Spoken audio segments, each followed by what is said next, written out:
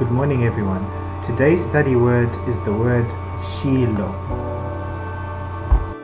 The word Shiloh actually appears 33 times in the Bible, but it is only one of these 33 times where it appears as the word describing the Messiah.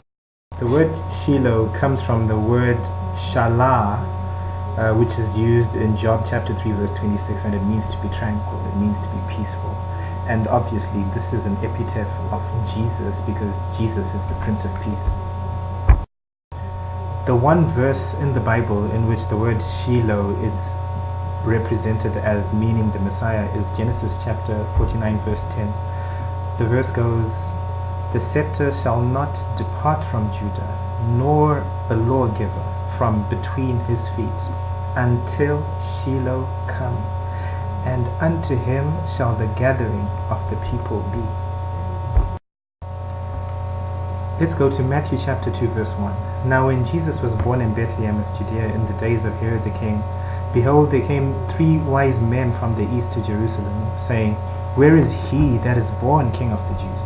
For we have seen his star in the east, and are come to worship him. When Herod the king heard these things, he was troubled, and all Jerusalem with him. Why? Because Herod himself was not born King of the Jews. Herod did not come from Jewish descent, and there was one who was born King of the Jews." What is interesting about this passage is when you look at Genesis chapter 49, it actually says, "The scepter will not depart from Judah until Shiloh arise." And we know Shiloh means the Messiah, and the Messiah is Jesus, which means at the birth of the Messiah, the scepter would depart from Judah. And Herod was the sign that the scepter had departed from Judah. So Herod was actually the sign that Jesus had been born, and that's why Herod was really troubled. So there are a number of people called Herod. There's Herod Antipas, in front of whom Jesus was silent, but this one is the one called Herod the Great, and he was a descendant of Nabatean.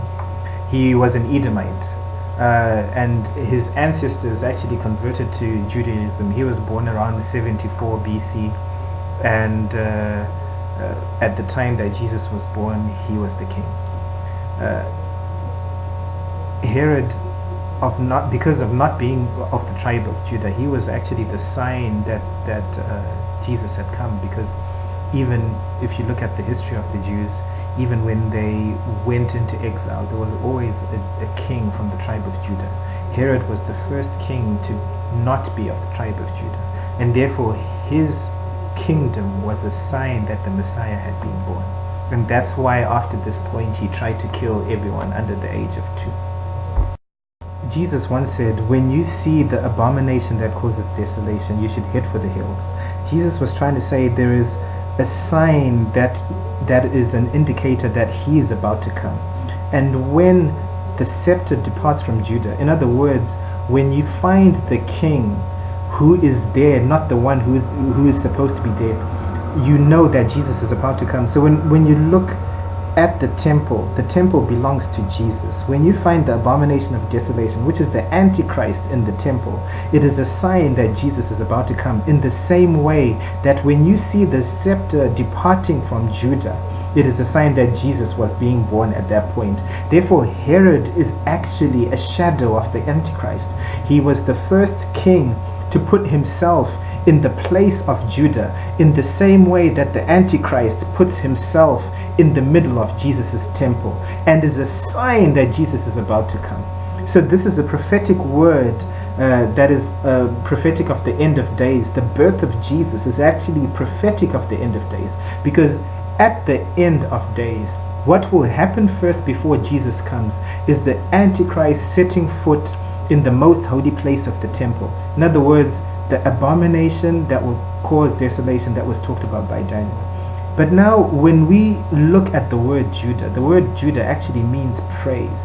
And what God is saying here is, my kingdom will never depart from praise.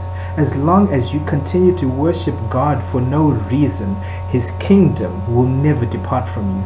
You will only see that abomination that causes desolation setting foot in your holy place, in your heart of hearts, the day you stop praising Jesus.